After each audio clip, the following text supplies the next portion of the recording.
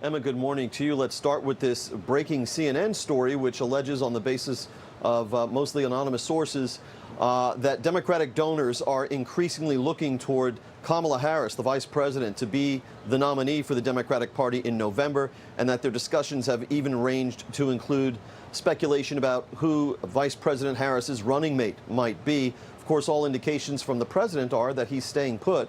But this is not something that Newsmax has confirmed, but nonetheless it fits with the pattern of this story all along, this divergence between what we can observe with our own eyes and what the White House maintains to be the case. Here, it's not just about the president's debility anymore, it's about what's taking place around President Biden. And the White House line is that Mr. Biden is staying put, and yet we can see more and more Democratic donors going public, more and more bad polling numbers, and so on. President Biden and Vice President Harris hosted the 4th of July proceedings here at the White House yesterday, two events. One was an afternoon event, a barbecue for active duty military and their spouses. And then there was the raucous nighttime event held for veterans and their families, as well as caregivers and survivors, held in conjunction with the fireworks display. These events kicked off what amounts to a one-week runway that President Biden has sought and received from his Democratic allies, in which he'll have an opportunity to demonstrate anew to the American people his fitness for the office of the presidency, both cognitively and physically. At the barbecue event, however, there were echoes of the unfocused and meandering performance that the president delivered on the debate stage in Atlanta last week. You know, I was in that World War I cemetery in France, and the one that one of our colleagues, the former president, didn't want to go and be up there. I probably shouldn't even say it. Anyway, we got to just remember who the hell we are. We're the United States of America. And here was the impromptu moment at that barbecue event where a supporter, off camera, urged President Biden to keep up the fight, and the chief executive vowed that he's staying right where he is. And I really mean it from the bottom of my heart. Thank you. Thank you. You got me, man. I'm not going anywhere. One of the several voting blocs that polls show President Biden has been underperforming with routinely throughout this cycle is the African-American community, despite the Biden-Harris administration courting that community almost continuously since day one of the administration with countless policy initiatives. So the president recorded two interviews on Wednesday with black radio hosts, but even there, too, the president misfired in his attempt to invoke the hallowed name of Barack Obama.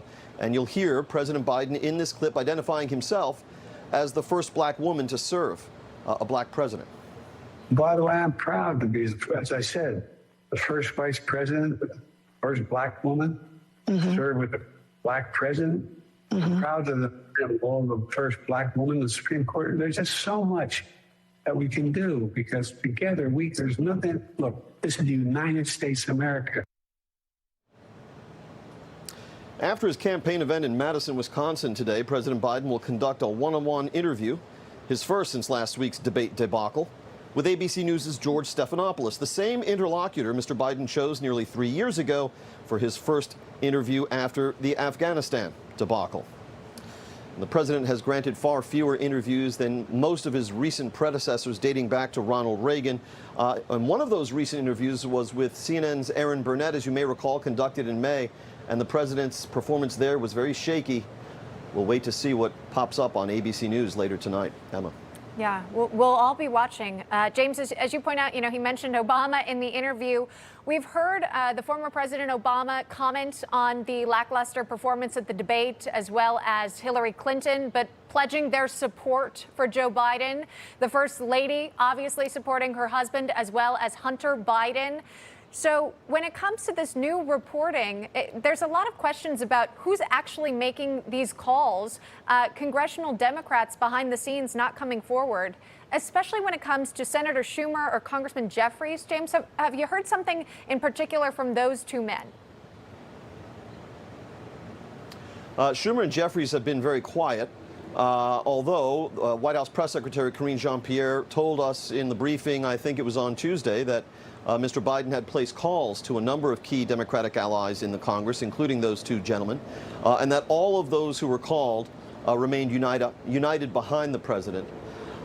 It's safe to say that President Biden right now enjoys broader support within the Democratic Party at its elite ranks, also rank-and-file voters, than, say, Richard Nixon did in the final days of his presidency in August 1974, 50 summers ago, when a delegation of Republican members of Congress, including Barry Goldwater, came to the White House and told the president that the ball game was over, that he wouldn't survive an impeachment fight, that the smoking gun tape in Watergate was the last straw and he needed to resign. And President Nixon did that the following day. From this meeting with the Democratic governors that took place 2 nights ago, it's clear that the president has a very short runway in which to prove that he's still up to this job.